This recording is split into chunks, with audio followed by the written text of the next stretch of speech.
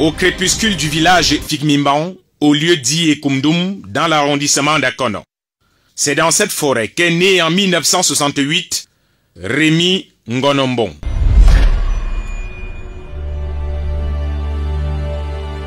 Les chants d'oiseaux, à la mélodie toujours triste, traduisent l'aspect lugubre de cet taudis, patrimoine familial, coincé et écroué par le poids de la vieillesse, vétusté des cailloux sur terre qui ne veulent plus soutenir ces maisons aux positions acrobatiques.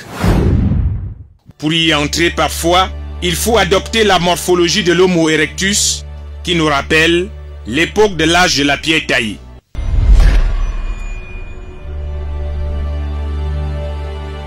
C'est donc ici que l'élite du bavardage de Facebook, Rémi Ngonombong, qui avait promis rebâtir ces cases appartenant à sa famille, qui attendent toujours. J'aimerais l'investissement. Par là, moins qu'il agisse plus. Là, il a laissé toutes les maisons-ci. Vraiment, nous sommes perdants. Nous sommes perdants. Tout jeune, le pigiste arc-en-ciel, comme il s'est fait appeler dans son village, ne jouait jamais aux jeux virils comme Ali Baba Bandit Police.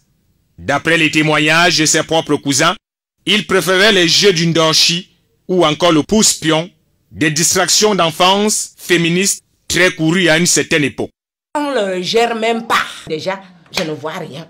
Il a fait le bavardage et le chantage ici. Tu as quand même une maison, maman? Une maison conçue? À Yaoundé.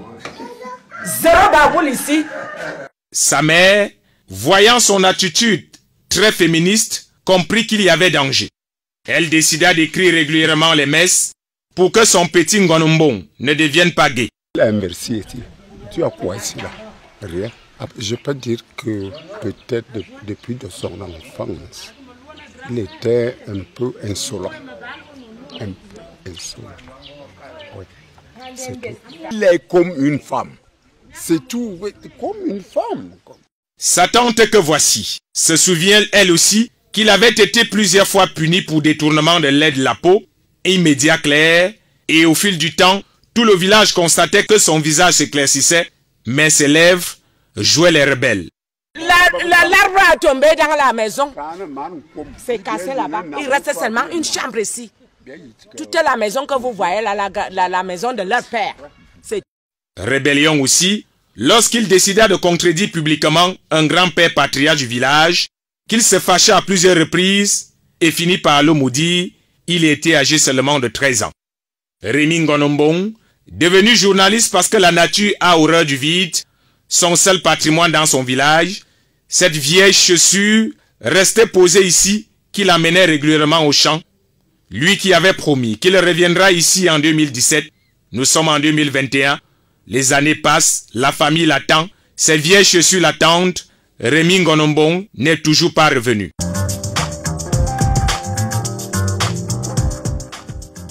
Tout petit, certains de ses frères que nous avons rencontrés redoutaient déjà pour lui un destin à la Bruce Jenner, ce champion olympique devenu Kathleen Jenner par la force de la technologie.